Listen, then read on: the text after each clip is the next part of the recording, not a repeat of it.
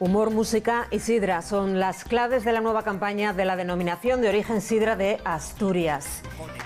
En este videoclip de la productora asturiana Proima Cebrastur, adaptando un éxito de C. Tangana a todo lo que implica la sidra. La letra lo deja muy clarito. En 24 horas ha tenido más de 120.000 reproducciones.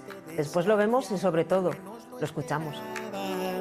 Cuando más yo quería una sidra asturiana.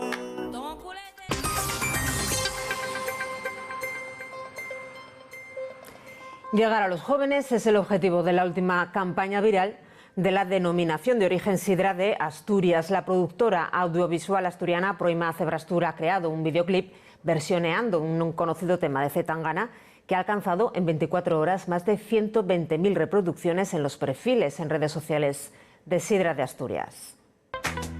Escuchen.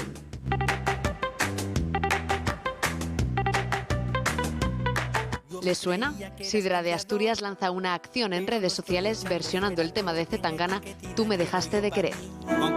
Tú me dejaste descansar cuando menos lo esperaba, cuando más yo quería una sidra asturiana. El objetivo, acercarse a un público joven que prefiere cerveza. Los ingredientes, actores, productores y músicos asturianos para ensalzar las virtudes de nuestra bebida más típica. Nosotros siempre que se puede colaboramos con gente asturiana. Tenemos un producto asturiano que queremos que se consuma y tenemos que dar ejemplo. Uno de sus objetivos siempre en cualquier campaña o cualquier acción como esta es alcanzar un target joven.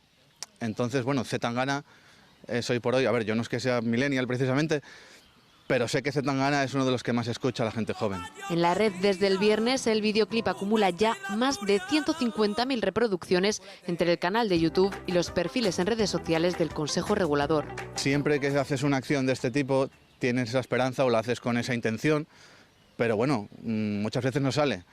Por suerte esta vez parece que funcionó bien. Buscamos tener este tipo de impactos, ¿no?